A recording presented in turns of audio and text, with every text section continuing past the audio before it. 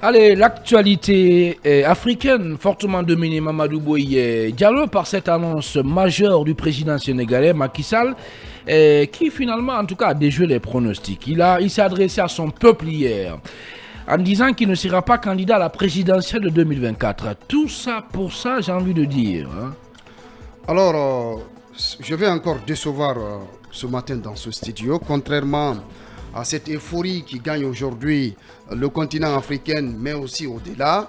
Moi, je suis très déçu du président Macky Sall. Une annonce qui intervient après 16 mois, des vues perdues. Aujourd'hui, tout le monde sait que le Sénégal, c'est un modèle démocratique. Mais aujourd'hui, la démocratie sénégalaise est mise à rude épreuve par le comportement, je dirais, néfaste, funeste, d'une certaine élite. Et oui, je dis que je vais décevoir. Vaut mieux tard que jamais, Boy. Vaut mieux tard que jamais. Moi, finalement, il a cédé. Je m'en fous de mieux finalement, tard que jamais. Macky Sall a cédé quand même. Non, c'est ça le la plus rue important. l'a contraint. Comment ça? La rue l'a contraint Macky Sall.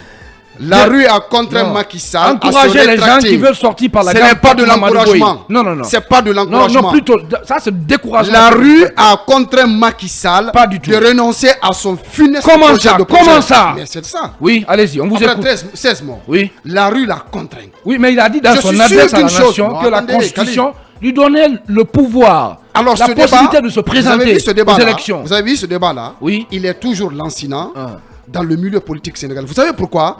Parce que autant Macky dit que la Constitution lui permet de briguer un nouveau mandat, autant les juristes sont divisés sur la question.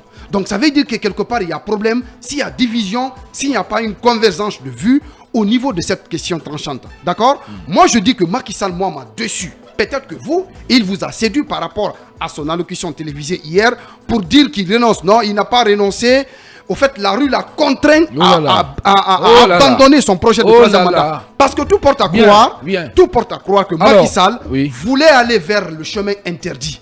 Pourtant, il a été témoin de tout ce qui s'est passé dans l'espace sous-régional. Vous pensez qu'il ne pouvait pas tenir tête aux Sénégalais? Wallahi billahi. Aux Sénégalais qui finalement étaient même divisés. Non, attendez. Wallahi billahi, je te le dis. Non, attendez. Écoute, Khalid, il faut qu'on se comprenne. Je suis dans mon analyse. Il faut qu'on se comprenne. Allez-y. Il y avait aussi cette partie du peuple sénégalais qui estimait que la possibilité lui offerte lui Macky Sall de se porter candidat. Sauf que cette partie-là ne représentait pas la totalité du peuple sénégalais. Oui, mais c'est ça aussi, la démocratie. Écoutez-moi. La vitalité de la démocratie suppose quoi? Qu'on respecte les principes démocratiques. D'accord? Macky Sall, depuis 2012, il est arrivé au pouvoir. Il sait dans quelles conditions il est arrivé au pouvoir. D'accord?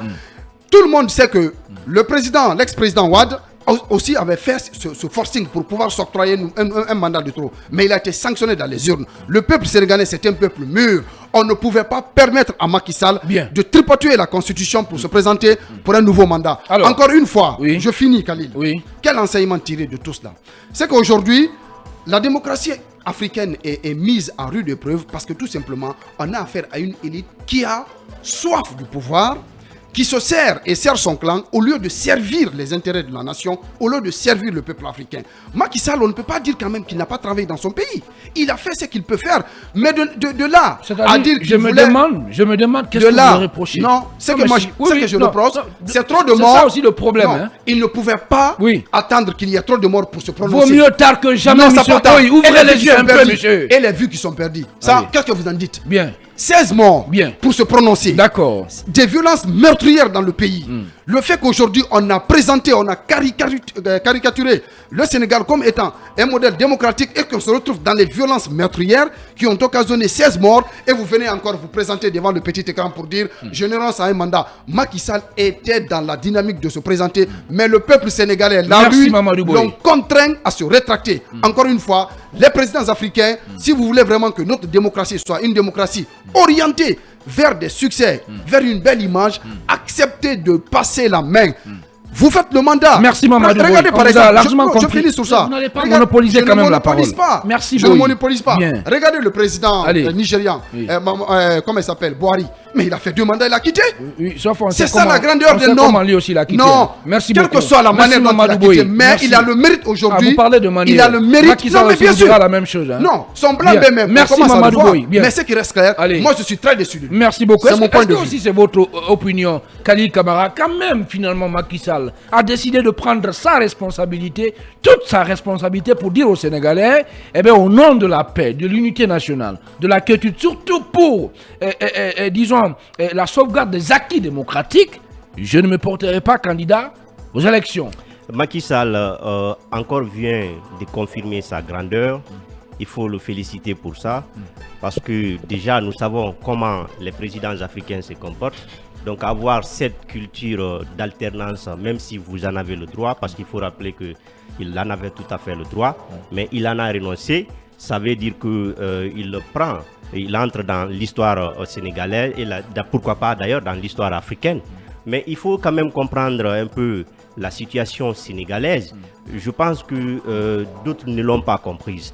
On ne peut pas dire qu'il y a eu des morts. Il faut comprendre dans quelles circonstances il y a eu des morts. Il n'y a pas eu de morts parce que Macky Sall a voulu se présenter comme au 3e mandat. Il y a eu des morts suite à l'interpellation de son opposant, là, Sonko, tout le monde connaît cela. Il n'y a jamais eu de manifestations au Sénégal. D'ailleurs, Macky Sall n'avait jamais manifesté son intention de briguer un 3e mandat. Absolument. Non, attendez. Absolument, c'est pas vrai. Parce que ce sont des intentions qui ont été prêtées. Non, attendez. Allez-y, Khalil. Il ne passe pas l'antenne. Il ne passe pas l'antenne. Il faut comprendre, qu'il ne l'avait jamais fait. Il a toujours dit que le moment venu, il allait se prononcer. Et je crois le moment opportun, c'était hier. C'est pourquoi il est sorti, il a exprimé son intention. Et ce qu'il faut quand même dire, la situation sénégalaise, on la compare souvent à celle guinéenne, mais c'est totalement différent. Parce que le cas Macky Sall, on ne peut pas quand même dire qu'il en a fait une violation de la loi. Macky Sall n'a pas violé la loi. Il n'a jamais modifié la Constitution dans le seul but d'aller à un 3e mandat. Je vais toujours pas rappeler. Contrairement à d'autres présidents africains, comme celui guinéen et pourquoi pas celui ivoirien, qui en ont fait un changement. S'il vous plaît, ne simplement. Pas les morts, hein. Non, je ne réveille pas les morts, mais il faut quand même qu'on est dans la refondation, on veut avancer. Il faut qu'on essaie de détacher un peu la situation sénégalaise à celle guinéenne, parce que c'est ce qu'on fait ici. Ce n'est pas la même chose. Au niveau du Sénégal, Macky Sall avait le droit.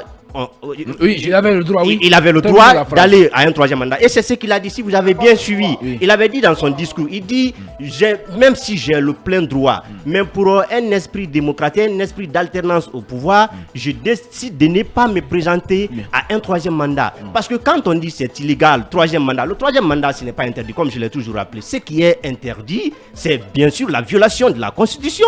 Macky Sall n'a pas violé la Constitution. Il faut le saluer, il a été un grand homme. Merci. Et il rentre dans l'histoire du monde entier, si je peux dire comme ça. Maintenant, qu'est-ce qu'on va faire? On va partir sur le terrain pour donner la parole à l'un des porte-parole de la mouvance présidentielle au Sénégal.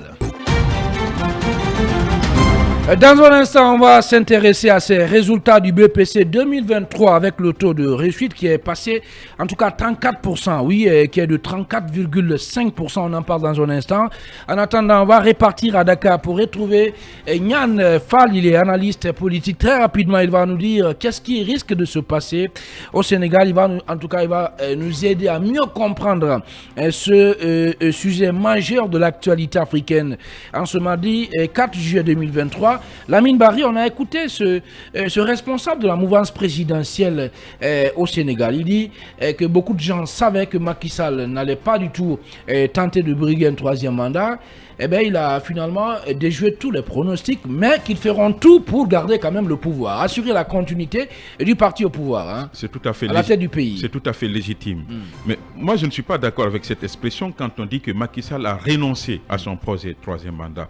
C'est comme si le président sénégalais avait déjà ce projet, ou bien c'est comme s'il avait clairement dit aux Sénégalais qu'il était pour un 3e mandat. Et là où je ne suis pas d'accord avec Boye, c'est quand il dit qu'il a été déçu par le président sénégalais parce que tout simplement, il y a eu 16 morts, il fallait qu'il fasse une déclaration bien avant. Mais n'oubliez pas que dans notre pays, par exemple, il y a eu plusieurs morts, mais cela n'a pas empêché que le président... La comparaison n'est pas raison. J'ai dit, en Guinée, par exemple, exemple, il y a eu le FNDC qui a mené un combat, il y a eu des manifestations, il y a eu des morts, mais cela n'a pas empêché le président Alpha Condé de briguer son troisième mandat. Il faut plutôt saluer cette grandeur-là. Et son discours est émouvant. Il a dit, je ne suis pas le seul Sénégalais. Le Sénégal dépasse ma personne. Ça veut dire que dans certains pays, on dit, écoutez, je ne parle pas bien Soussou, Aloua Wariragnon, c'est comme si c'était le seul Guinéen, mais là il dit qu'il y a d'autres Sénégalais qui peuvent tirer le Sénégal vers